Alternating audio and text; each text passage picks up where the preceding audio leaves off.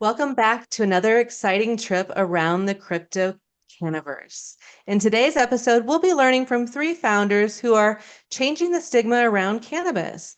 Their businesses touch on art, media, couture, travel, design, and cannabis. Discover their unique journeys and learn about the advisors, investors, and partnerships they're seeking. Alan is the co-founder of the Crypto Canniverse, a God-fearing man with the superpower of connecting people. How are you doing, Alan? I'm doing great, doing fantastic. Thank you, Crystal. Thank you, everyone, for joining our Crypto Cannabis show. We really appreciate it. Thank you, Alan. Alan, what is our Bible verse for today? Yes, this is a verse that you shared, Crystal, and I like this verse, and it comes from the book of Proverbs. And when I think about the book of Proverbs, it's like wisdom. It's like something that you want to and keep inside and always remember and read it over and over and over again. And it comes from Proverbs 16:3, and it says, "Commit your work to the Lord, and your plans will be established."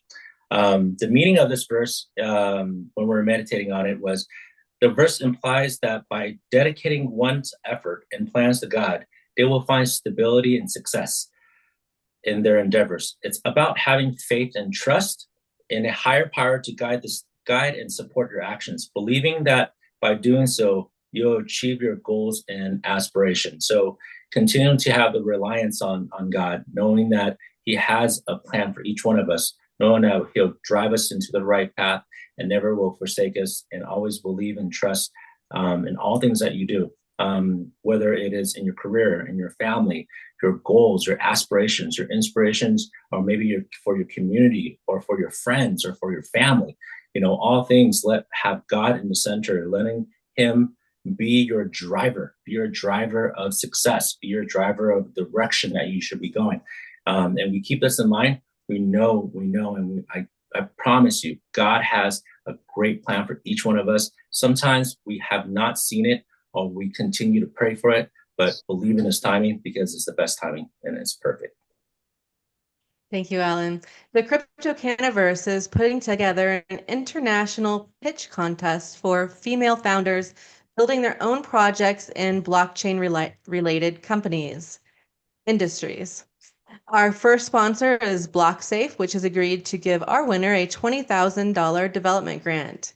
We are also talking to a VC and law firm that look promising. If you would like to sponsor our women founders, please reach out to Crystal Wampler or Alan Lau on LinkedIn.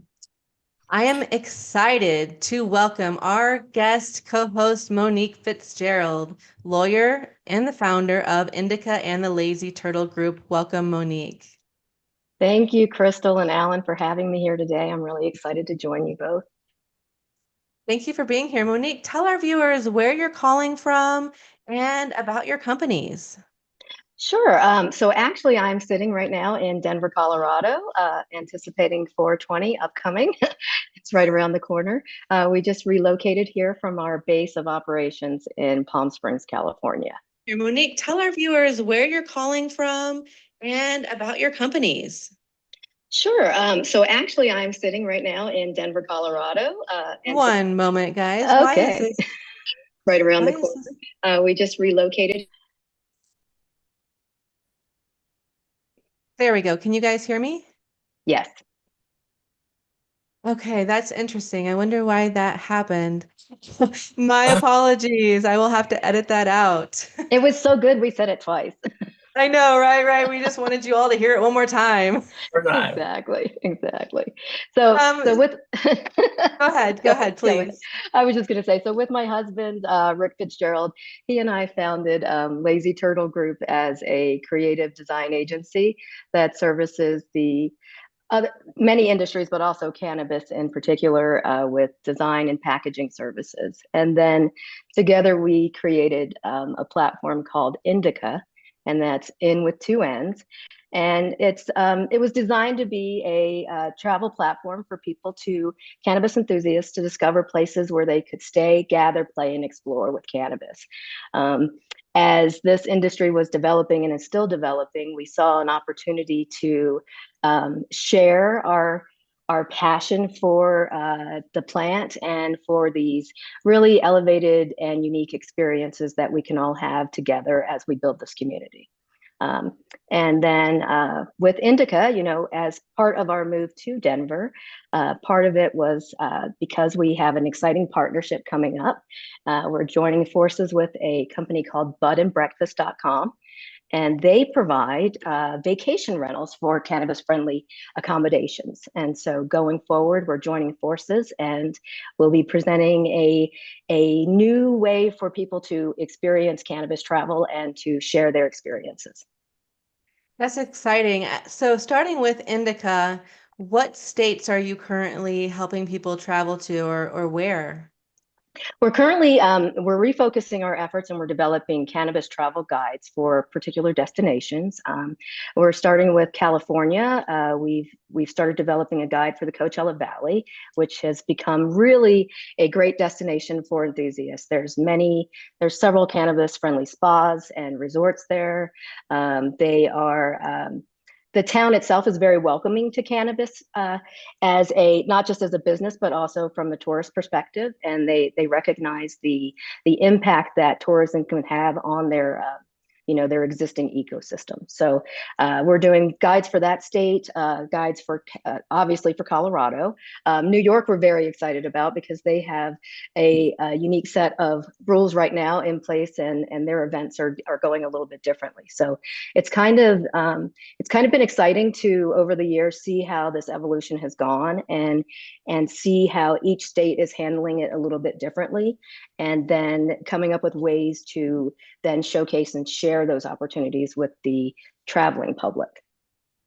That is really, really interesting. So moving to the Lazy Turtle Group, can you give us an example of some of the things that you've worked on and maybe who you're looking to potentially work for? Absolutely. So my husband Rick is actually the designer, and I do the consulting and the packaging compliance side of things. But we've been able to work with several brands in multiple states to design their packaging, new brands that are coming online, as well as doing some packaging refresh for existing brands. Um, that's I mean, packaging in a nutshell, right? We're designing for different markets, so it just depends on which state the designs are for, and then that impacts what what elements are part of the design and how we stay in compliance with the regulations for those states. And then Wonderful. also for Lazy Turtle Group, sorry, we also do some independent projects, and we're doing a lot of cannabis related things and art related projects. So I'm really excited to talk to Kristina because I love the intersection of art and cannabis. That is wonderful. Thank you for sharing with us. What kind of projects are you working on where you need investors, advisors, or partnerships? Well, I think we're developing a new partnership with Bud and Breakfast. And I think as we go forward with that, we are looking to collaborate with brands that want to have really unique experiences.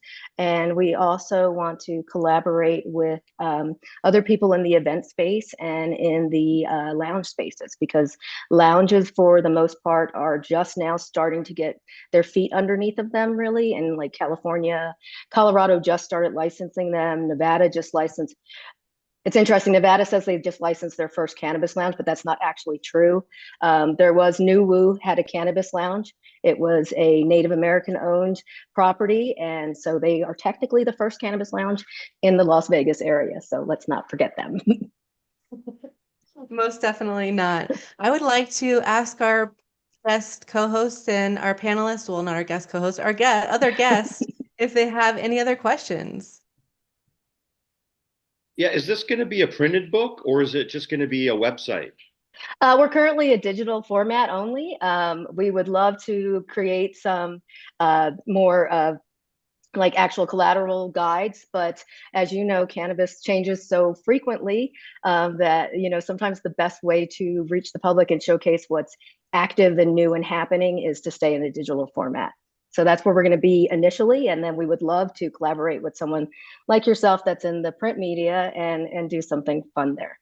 Yeah, I was thinking, one of the things that we're doing for the first issue is we're looking to do an insert, which is like a little magazine within a magazine. And we do have a lot of travel in the magazine because being a Los Angeles-based magazine, there's a lot of ancillary places that people go: Palm Springs, San Diego, Big Sur, Santa Barbara.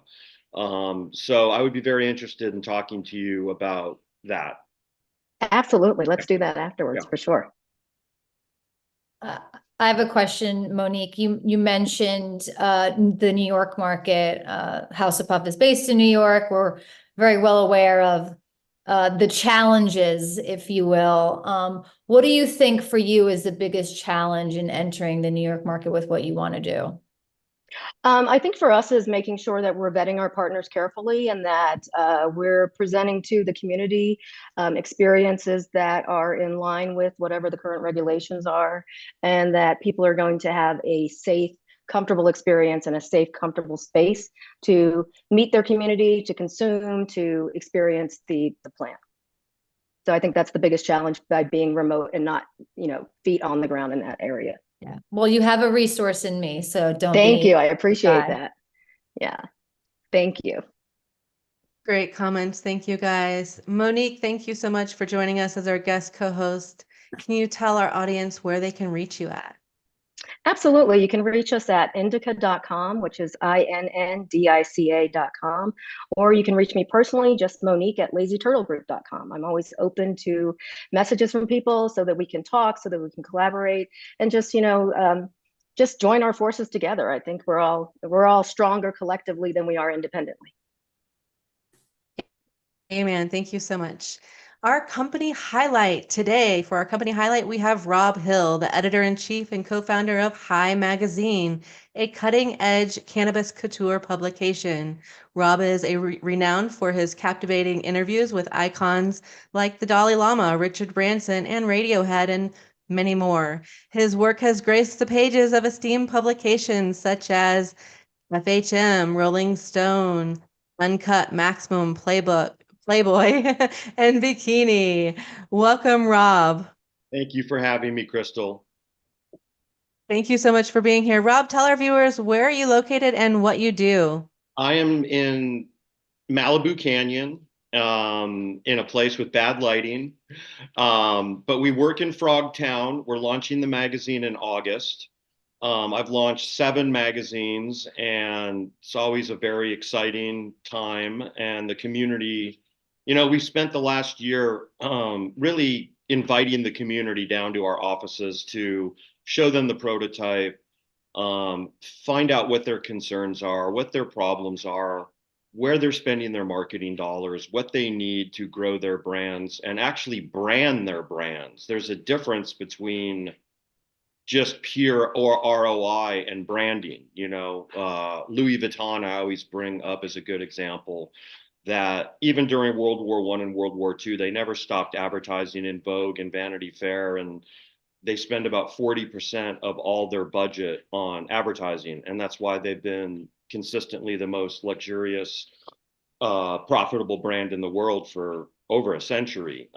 So we really want to help our brands, and dispensaries need foot traffic. There's a lot of competition. There's a lot of competition on the shelves, and we've come up with what I call a very interesting distribution strategy, and I call it triangulation, meaning that we're going to do the cigar aficionado model where we're going to partner with 150 dispensaries and have the magazine in the lobby. Then we're going to partner with 5 delivery companies to where if you order $75 or more, you get the magazine put in your bag, delivered to your home. And then the third part of it is we're going to be outside the markets like Erewhon and Whole Foods, Ralph's, Vons, Albertsons. So we're going to basically be in people's cars, be in the dispensary lobbies, and be on people's coffee table. Nice. You're going to be everywhere. Yeah. So tell us a little bit about Frogtown and what you guys are doing there. So Frogtown is a really interesting area on the LA River that in 1952, after a huge thunderstorm, a couple million frogs just emerged out of the LA River and took over the neighborhood for 48 hours and then just disappeared and never came back. It was a very strange thing, over 70 something years ago. And now the frogs have sort of returned because we've gotten some rain in the last few years, and not millions of them, but so we're on the LA River. It's a little enclave across from downtown LA, and it's really building itself out to actually be one of the hottest areas in the city. On the weekends, thousands and thousands of people are now coming down and riding their bike down the bike path, and our office is right there, and we have a cannabis friendly 12,000 square foot outdoor space where we've hosted 2 parties, and we will be doing a launch party. And then the idea is to do a party every issue. So every issue as an event, the spring issue, the fall issue, the winter issue, you know, party, Valentine's party, Labor Day party, just a place where people can go and relax and have fun. And it's a really special place because it's outdoor and it's on the river. Yeah, that sounds beautiful and like a lot of fun. Are you going to plan on inviting like any high profile people? Are you going to be having music? Yeah, so we have a stage where we do movie night once a month now, and we've had bands.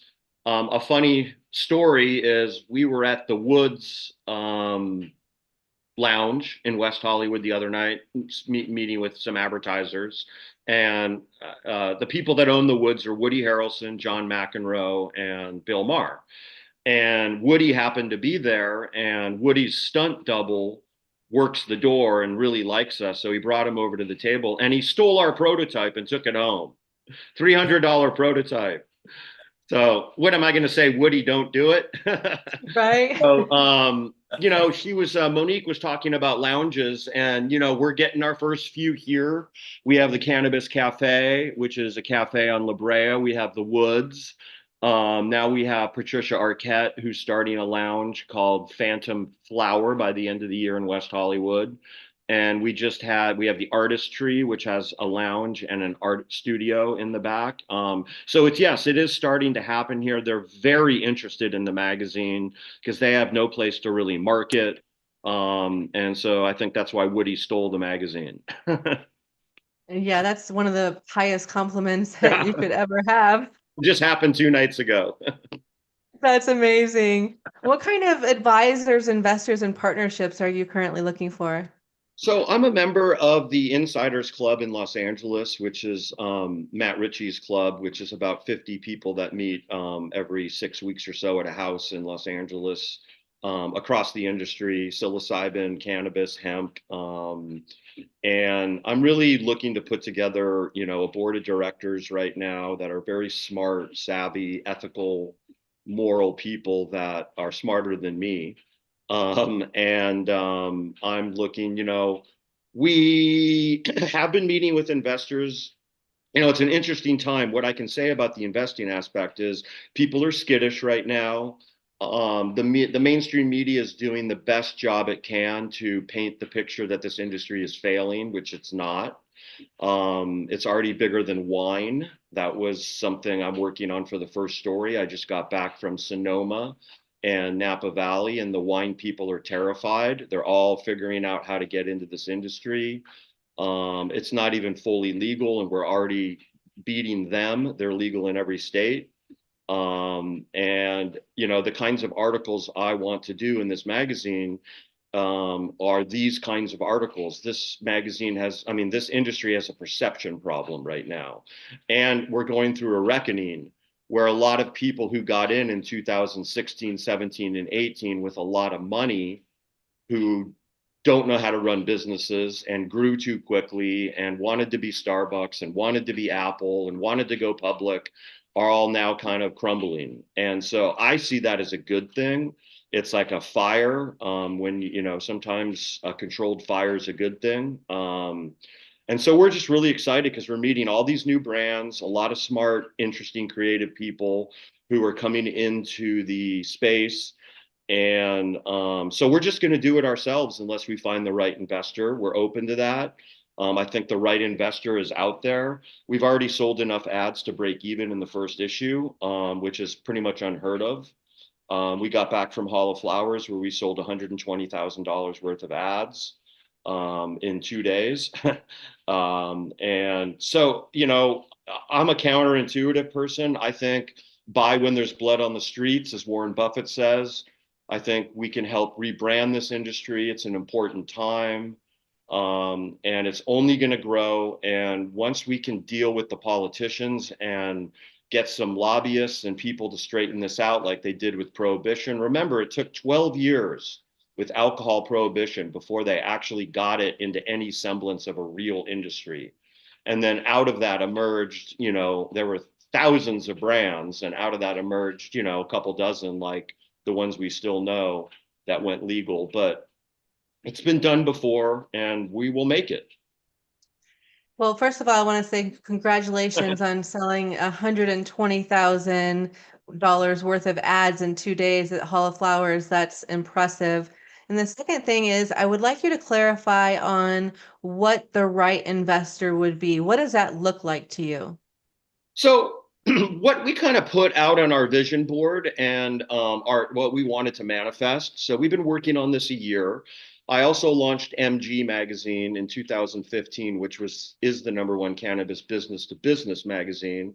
That was a subscription only magazine that went out to CEOs and people in the business. It wasn't on the newsstand and it wasn't in dispensaries, so it was a different model. But it was called the Inc. magazine of cannabis by the Wall Street Journal. So I thought that was a great compliment. It's still around and it's still out there and doing a good job. So my investor is ideally one person who has a passion for the industry, who understands that this is a long play and understand why our business model is very unique and why things like magazines and vinyl are coming back, the psychological reasons.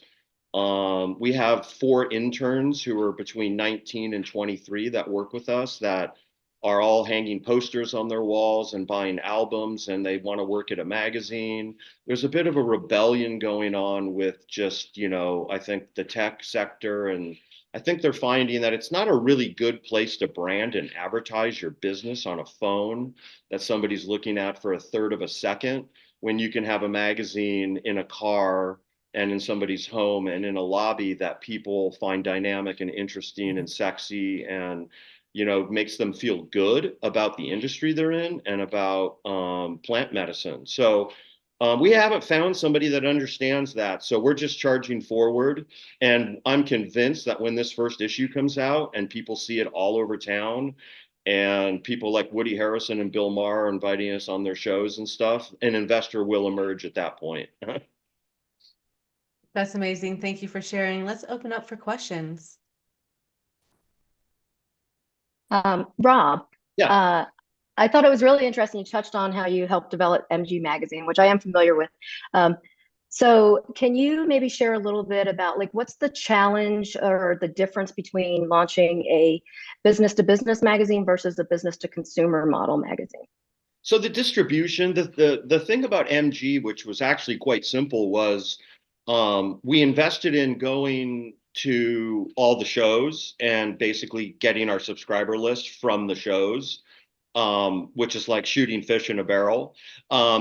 We've had to run around town for a year, meeting with dispensary owners and market buyers at markets and delivery companies to basically match, where are these 50,000 issues going to go? What do advertisers want? Where do they need to see them? What areas of the city are very cannabis friendly? Like West Hollywood is kind of rebranding themselves as the Golden Triangle. And that's where a lot of the lounges are popping up. Woodland Hills, Venice, to make sure that the magazine is in the places where cannabis consumers will pick it up and actually not only see your ad and be branded, but also ROI. So we want to do 2 things at the same time, where MG was really about the business owners seeing ads in the magazine that they needed for their business rather than the consumers. We're going to do a call to action, like little postcard with a certain dispensary where they're going to partner with a pre-roll brand. So they'll have 50,000 of these in the magazine that will fall out. And if you bring that in, you're going to get some sort of a deal between that pre-roll brand and that dispensary. So we're also going to glue on a certain rolling paper company on the front bottom of the magazine, like I used to do at Uncut magazine. We used to glue a CD that we would curate from bands on the cover, and it was very popular. So we're partnering with a rolling paper company. So it's about working with the brands and getting it out to the consumer so everybody's happy. Essentially. Excellent. Yeah. Excellent. Thank you.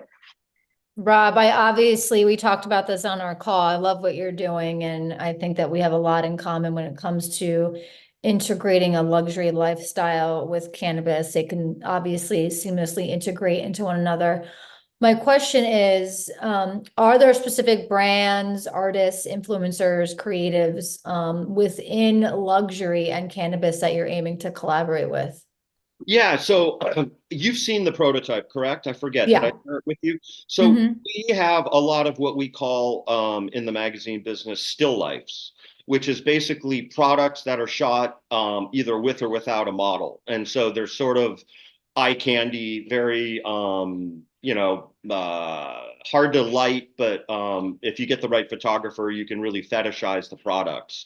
And we have about 18 pages of that because people love to look at really cool stuff like your website. So we're looking to partner with a lot of hardware companies.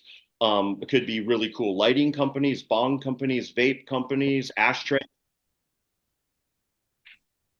Was that?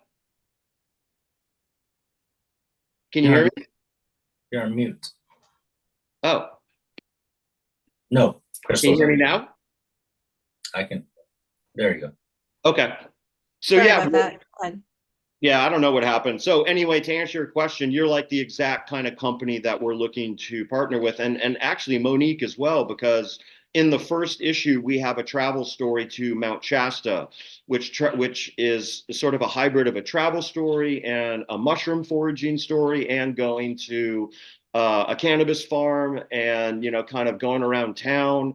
The second issue we're going to be doing a Big Sur travel story. So I think with Monique, and then obviously with House of Puff, we have a lot of crossover. Yeah, for sure. Yeah. Thank you. Great comments, great questions. Do we have any other comments, questions this time? No? Okay. I met the woman of the hour last year at Benzinga. Our dear friend Los Arias, Tommy Hilfiger's partner and the co-founder of Green Horizons out of Coachella, introduced me to Kristina. I instantly connected with her and loved her passion for art, social impact, and giving back. So with that, let's welcome our guest speaker, Kristina Aducci. Did I pronounce your last name correct? Is it You now a did. Lopez? Is it Yeah, Lopez Lopez Aducci? Aducci. I don't have a middle name, so I took my maiden name and made it my middle name. Kristina Lopez Aducci, founder and CEO of the House of Puff. And today is your co-founder, Holly, is joining us. Welcome, Yeah. Holly. How's it going? Thanks very much. Very happy to be here. Happy to have you guys. Kristina, tell us where are you calling from and tell us about House of Puff. Yeah, so we're very visual over at House of Puff, so I'm happy to present sort of what I've put together, if that's okay. Absolutely. Okay, great. Can everybody see this okay? Yes. Yeah. Okay, great. So this is House of Puff. And as I mentioned before, we are a woman-owned and Latina-led cannabis. I don't even like to call ourselves a cannabis brand, to be honest, because we're more of a lifestyle company that just produces cannabis accessories and products. Again, sort of getting away from the stigmatization of it all. But we are based in New York, and we partner with pioneering and industry-leading brands to transform cannabis into a symbol of elegance and inclusivity as it should be. We're big on social media. This is very important to us. We're great content marketers. Holly and I actually Our background is in the art world. I had an art magazine, and Holly had an art platform. We met down in Art Basel, and hit it off right away, especially when it came to sharing stories of artists, especially not well-known artists, and uplifting them. And that love story began with the two of us in 2018, 2019. She decided to come on board and do House of Puff with me. So you'll see throughout this that, art is very important to our DNA. We work with artists to create all of our initial designs in small batch production. And we also license their images to feature on our products. So you can see on the right-hand side, this was our first collab with a Mexican artist, Paula Flores. We licensed that artwork from her.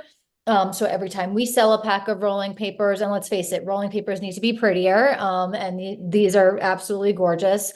They also, two birds, one seed. Not only do we give back to the artists, but we also give back to a nonprofit that aligns with what we want to do. And the nonprofit that we chose was Pachamama Alliance, and they are trying to conserve indigenous cultures in the Amazon rainforest. And so, art is very much in our DNA and in who we are, and we infuse that with everything that we do. But we also understand, and this is why I love what Rob is doing. There's still a stigma, right? And so a lot of our products they're not just for cannabis. My mother, I grew up in a strict Puerto Rican family. She is not rolling a joint with the nebula tray I got her, this guy right here, but she puts her toothpicks, right? And so, I think Cannabis 3.0, you will be having a dinner party and you will see these accessories. And sure, you could roll joints or put your bud in our barrel bowl, or, our tamper. You can pack down a pre-roll cone, but you can also, swizzle a drink or your martini. And that is really important to us. And I can stop there if you want to ask me some questions, Crystal, but I can also keep cruising along. No, that's wonderful. Keep cruising along. We'll save the questions for the end. You got it. And so I won't go into what we've been doing for the past 5 years. I just, as I just explained, we started with accessories. That was a very pragmatic approach, very little regulatory constraints. We sell nationwide. We're overseas in Thailand, Australia, Germany. We're all over. But this past 6 months, we've really begun to start to scale. And so one of the first things we did was relaunched our e-com site, which a lot of you have checked out, and we appreciate that. We launched our first THC product in New York. We launched a first shop in shop, which I'll get into. This is right here. This is at Etain in White Plains, New York. And I'll explain that on the next slide. And then obviously with New York cannabis being a little bit dicey and quite frankly other markets, we are exploring a D9 strategy. A lot of our colleagues have moved straight to D9 and have seen incredible results, and so all of that is gearing up for that later this summer. But this is our first cannabis product, and I'm smiling ear to ear because we've been developing this for 3 years. Holly particularly, she has a Victorian throat, so she doesn't like to, smoke joints or even vape. And so she had found a similar product a while ago, but it had just a lot of it had butane in it, just really harsh chemicals that no one would want to put into their body. And so when the New York market opened up with the MRTA about 3 years ago, we decided, okay, we're gonna go full throttle and launch our cannabis spray. It's great. It's low dose. I cannot take more than 5 milligrams. So our social spritz is 2 to 1. Our Serenity spritz is 1 to 1 to 1. So CBD, CBN, and THC. We've recently realized people like to spray their drinks. So now when we go to dispensaries, we do like a spritz o'clock, and we have mocktail parties, and we'll do a margarita, sans the tequila, and, spritz one of the spritzes into the drink. And we've noticed that a lot of people, the age range differs. You have a lot of young people who like to throw it in their handbag, and take the train or at the theater, and you can easily, if you're a parent, you could just spritz away. It looks like a little perfume bottle. But also older people coming into the market or coming back to the market who don't want to smoke or vape, and want that consistent effect. It hits in less than 30 minutes. So it's not like a gummy where you're like waiting around to hit, and then you take another one and you make that mistake and then you're on the floor. This is just, it's a proud moment for the team at House of Puff to get into the official cannabis space. And so this is just, a little more details about each of the sprays. I don't know if some of you remember Banaka, but like the social spritz is like a riff off of that. So you get fresh breath and you get a little bit high. And again, it's really consistent, no smoke, no vapor, there's no aroma to it. And it's on the go, and it's really easy and it's convenient. It's easy price point of $32. And we're basically sold out, and we just launched it 2 months ago. So it's a good problem to have. Along with that, I don't think anybody has seen anything in cannabis like this. This is the first shop in shop. This is a retail strategy that we worked really hard on. It essentially is showing the consumer all of our products, including the spritz, our accessories, how you can integrate cannabis or cannabis accessories into a life well lived. I don't like when people call me a canna mom. Like, I'm not calling you a wine mom. Like, don't put me in that category. So how do we expand the market? How do we normalize it? We do things like this. We make it like a piece of art. It looks like a Rothko. And in the middle of that is a TV screen. And it is this video, which I can actually drop in the chat if you guys are interested. And this already launched. So this shows everything in the wall, on that wall, and I'm navigating throughout my day. And so there's a scene where I'm in the kitchen and I'm doing a charcuterie board, and you can see my toothpicks on our nebula tray. There's a shot where me and Holly are cheersing, and she has a tamper in her martini and she's spritzing. And so again, showing how you can integrate cannabis where it's no big deal. Like, you're living around it. You're making your life beautiful, and surrounding yourself with things that make you feel good. And so this is our version of a shoppable music video. It was directed by Billy Richards, who is a big creative force in the space, and our videographer Tashawn, who always delivers. And this will be playing throughout the dispensary for a few months, and people will be able to come shop, look at the video, come shop, and style their home.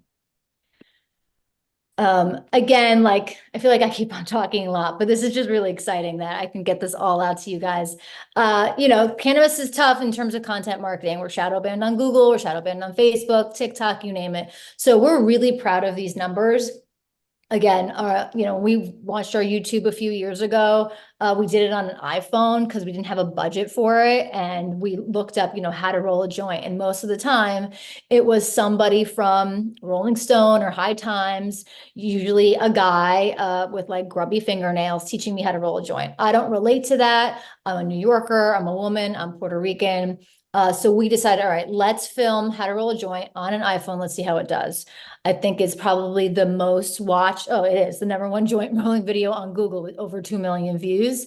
So our educational content is really important to us. It's not just about selling beautiful product. It's also about educating the consumer, especially the canna curious coming into the fold, because, we have a long ways to go in terms of destigmatization. And if we can do it in a really beautiful way that makes it accessible for people, then that's what we're going to do. 500 million media impressions, like, the press does love us, because we're doing something different and really taking cannabis to the next level. This is just some fun traction because you can see that beautiful hockey stick that we know investors love to see. So as I mentioned, the accessories were our starting point. National retail presence, brand loyalty, our community is huge. We're huge on our digital channels. The spritz sales took off, even though the New York market and Monique, to your point, it is complicated. It is a little bit messy. But we've found a form factor that is exciting, that we know how to sell through our content marketing, through our activations, through our shop and shop concept. And it's just a really exciting thing to see. And then obviously that e-com, that our new website is really the springboard to take the spritz to go to D9, where people will be able to buy the spritz direct to consumer, whether they're in New Jersey, New York, Texas. That's sort of the goal. So this is sort of the new opportunity that I just mentioned. We're really excited about it. Serving the dispensary channel, as we've seen in a lot of states, is very difficult, and each one has its own set of rules. And so we're really hitting an inflection point with House of Puff and other leading brands like Can and Artet, who have taken the D9 route, and it's paid off in spades. So what's next for us? Again, we were tired of the same old dirty bongs, and so we took it upon ourselves to make beautiful accessories that were elegant and stylish. And we did just that, and we transformed that space, and we're very well known for that, and paired it with fire education, which, as I mentioned, is very important to us. So how's it going? Our next big step is really going to start scaling the THC products in New York. We're getting ready to do our second batch, which is really exciting. And then with our D9 strategy, take it nationwide. So this is our asks. I know Crystal was going to ask me. We are we're going to start to raise a round soon. So we are seeking conversations, advisors, and investors really to catalyze and accelerate our expansion endeavors. And those people should align with us. We don't care how big your checkbook is, but we have to align on ethos and value, have to believe in what we're doing, and not just monetarily support us. We love getting advice from people who have done it, people who have not done it, people outside of cannabis. We love talking to people outside of cannabis because we do believe that crossover is super important. So that is all I have. No, that's absolutely amazing. Thank you so much for sharing that. I like how you're changing the products to look beautiful. I know that, there are a lot of recreational users, but where my heart lies is the medical users, the people that are using this to help them get better, to get through cancer. Nobody wants to use something if they're already feeling crummy, that looks crummy and gross and, not pretty and attractive. And so I really appreciate that aspect. You've already went over, investors, advisors, partnerships. Where are you guys looking to launch? Are you looking to launch in other states? And other than the states that you're currently in, is there any particular state? And what kind of partnerships would that would take to help you do that? Yeah, I mean, listen, we're all about exploring. We get emails and DMs all the time, like, can I buy this spritz in my state? We are our East Coast presence is very large. And so I think our first step would be states like Connecticut, states like New Jersey. I'm from New Jersey, so that would be wonderful. So up and down the Eastern Seaboard, or a metropolitan, states that have, places like Chicago, that's where our demo is. In terms of partners, again, just like investors, we have to meet each other. I think water seeks its own level. And so we want to be just really intentional with our partners, because we've had some bad partners. And it's not always about the money. It's always about the vision, the alignment, the honesty, when things are working, when things are not working. So Holly will attest, we're straight shooters. We love to communicate directly. We don't dance around anything. And we can usually sniff out when somebody is trying to do that. So people who show up from an authentic place, those are the people we want to work with. I love that. So important. Authentic, honesty. Key attributes, absolutely. Let's open it up for questions. Yeah, Um, we had talked, but there's an opportunity that we might want to look at here. We are turning the centerfold of the magazine, which is the 2 pages in the middle. So it's a 140-page magazine. So it's like page 69 and 70. It's the right middle. We're looking to partner with like a direct-to-consumer, non-flower touching cannabis brand that's art-driven to take over that middle page and basically hire an artist of their choice to deliver like something really cool there where Mhm. it's only shown once, and it's like just right there in the middle. And so we're looking for brands that have artistic and that they are about the art and they have relationships with artists and an artist that would come in and design a great spread or something. So we're doing that. We have about 8 weeks to go in terms of when we're closing the book for editorial and marketing opportunities. So that might be something that we might talk about. The other question I had for you is, are you open to doing pop-up stores with a media partner? Oh, for sure. Okay. Absolutely.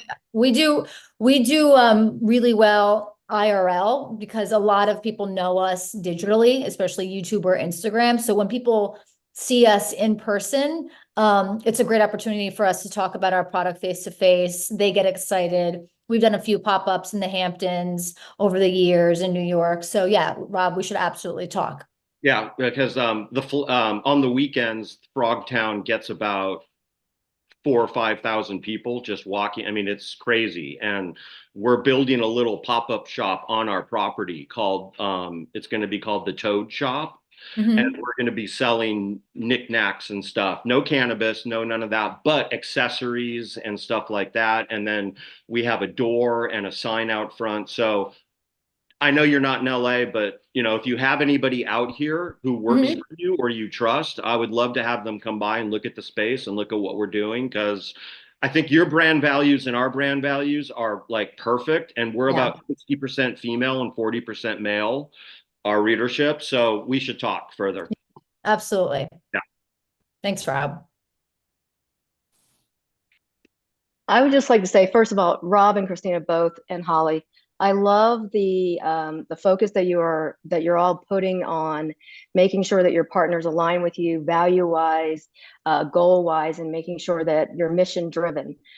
So, what kind of advice would you give to somebody who's starting out or a new entrepreneur that wants to get into this space on how to blend that spirit of advocacy, creativity, and then still maintaining, like, how do you maintain on a daily basis your value system and how you're navigating in this space? I'll tell you, it's very difficult because there are a lot of bad actors and snake oil salesmen and people who just want to use your brand name for the wrong reasons. So first and foremost, it's things like this. It's community. It's me, I know Davina very well. It's me calling her up and saying, hey, I got this, deal across my desk, or I'm thinking about partnering with so and so on this new one hitter. What have you heard? I'm not afraid to ask my community. My community is large, but there are certain people in my life that I love to gut check with. And I think, especially as women of color, we have to have each other's backs. And for me, I wouldn't be where I am without the people who were lifting my boat as they climbed. So I think it's just reaching out to people that you trust the most, whether they're in cannabis or not, and sort of doing that gut check with not only yourself but with them. Excellent. I really like that. And I love how you all are bringing your art backgrounds into the space and using that to help you design your products and help you design for your community. How are you how do you curate the artists that you're bringing in to do your things like your rolling papers? You mentioned that Yeah. one of your people you're donating part of the proceeds to her community, as well as giving her the licensing fees for the products. So how does, just a little bit more about how that works and how you choose Yeah. people for that? Great question. So we've done 3 so far. Paula was our first one. Our second one was Chris Wilson, and our third one was Sophia Wallace. So first and foremost, the art has to resonate with us. We're not just picking pretty art for the sake of picking pretty art. It's got to have something deep and meaningful about it. And then, because of our art backgrounds, we're always, on the lookout. Chris Wilson, and I don't know if anybody's familiar with his story. He's an author, activist. He spent 17 years in prison. And he was sentenced to his natural life. And when he got out, turned his life around, wrote a book about it called The Master Plan, which I all suggest you guys pick up. It's absolutely incredible. Now he's a big superstar. So I'm glad I got him before he's now this world famous artist.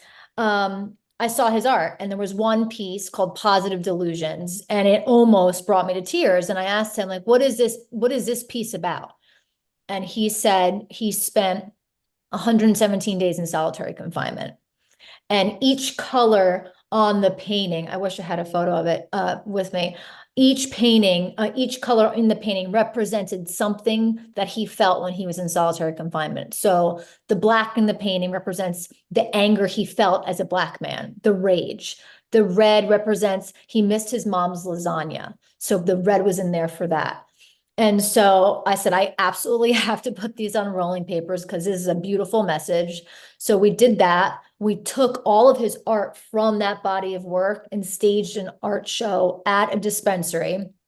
And we've later come to find out, like, we're about an hour from opening, and Chris turns to me and goes, oh my gosh, it's been 10 years this day, this time since I was released from prison.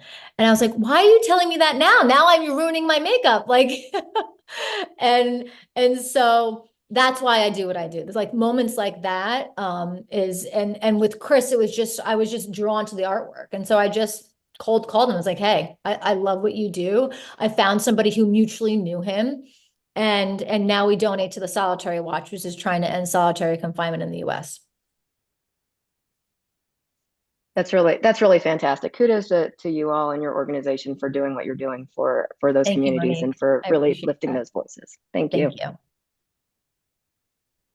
Davina, did you have a comment, question? Yeah, I did.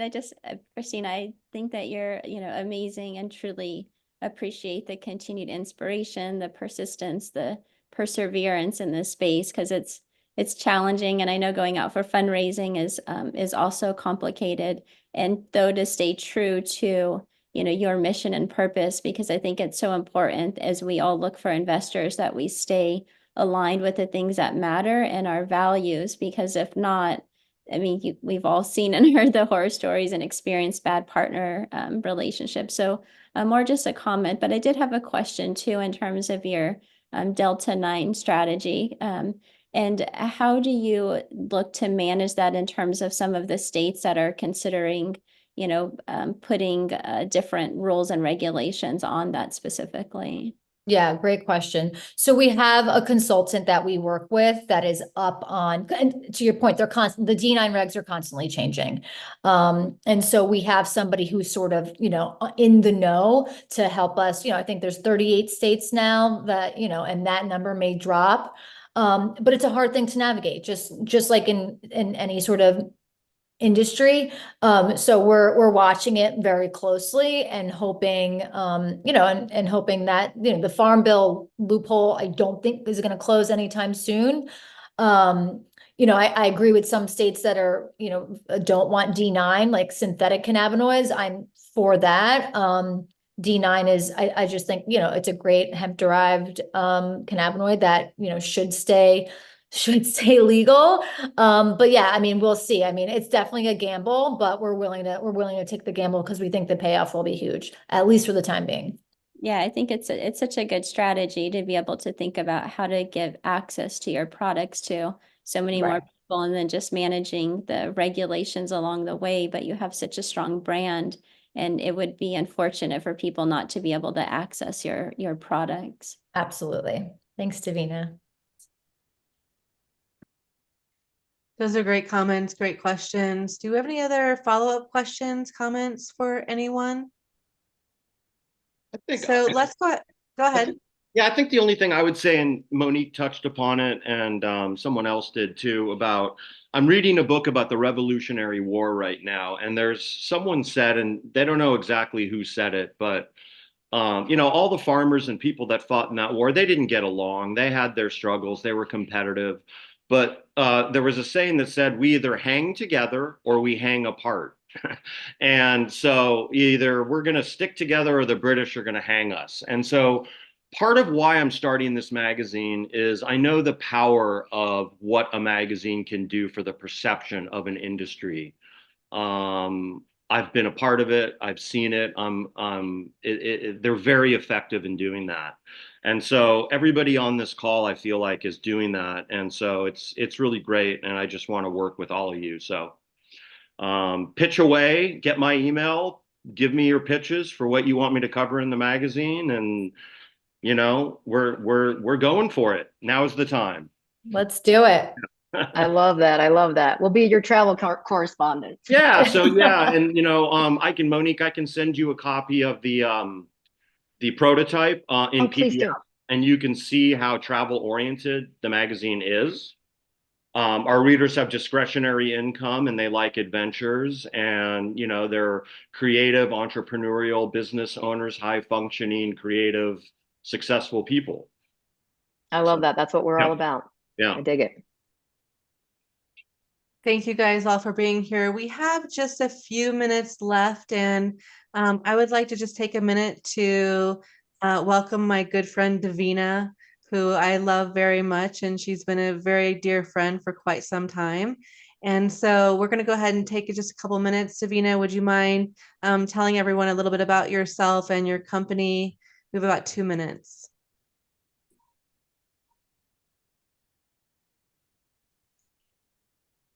Oh, and she froze.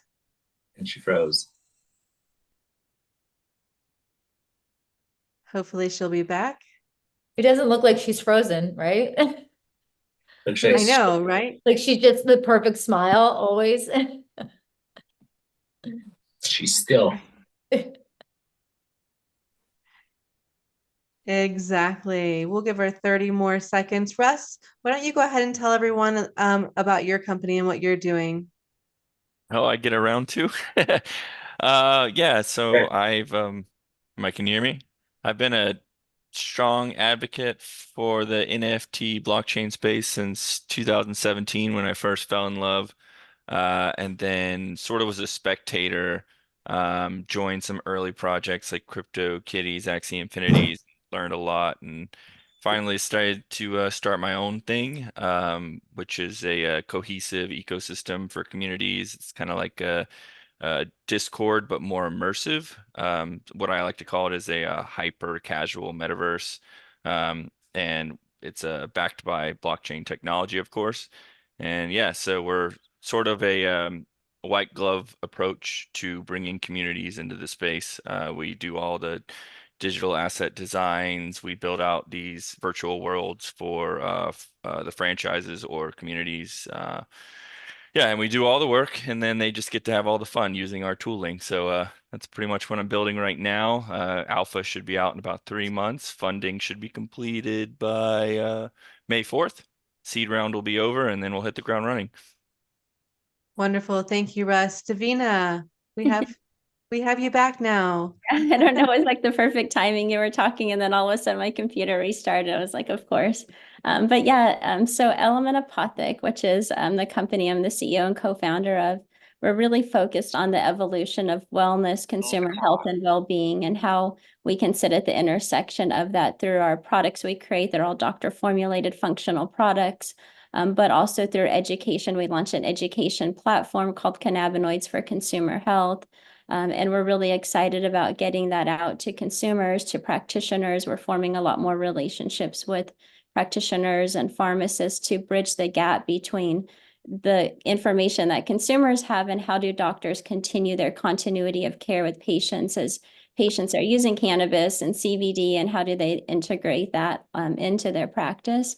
And then going forward, looking at launching additional products, form factors and functions that work both with consumers and with practitioners. Right now, we've stayed on the cannabis hemp side, but we're also exploring Delta-9 and THC as well, Christine, which is some of the reason why I asked that question for you. And next month, we're launching a gut mushroom uncaffeinated coffee that we're CBD coffee that we're super excited about. Thank you so much for being here, everyone. We appreciate each and every one of you. Let's go ahead and close in prayer. Thank you, everyone, for joining this week. Let's bow our head and pray. Dear Heavenly Father, gracious Father, Holy Spirit, thank you so much for having another week of Critical Cannabis Show that we can bring on real entrepreneurs from the cannabis space. We want to first thank you, Monique, Kristina, and Rob being in our presence. We know each one of them have their own inspiration, aspiration in the business that they have. I just continue to pray that every step of the way that you continue to guide them, whether it is to provide them with clientele or capital, or just surrounding them with the right people at the right time to help them bring out the best who they are and what they do. Continue to protect this group here, because this group has been very organic, and we have grown to where we're at because you have led the way. Continue to lead the way for us in the right path. Continue to have us believe and trust in you in all things that we do. We pray to you. We love you. We thank you so much for everything that we have. It took a long time for each one of us to get to where we're at today. Let us not lose faith. Let us not lose hope. Continue to believe and trust in you and keep your eyes upon you. We know that at your perfect timing, everything will come together and it's going to be perfect. In Jesus' name, pray. Amen.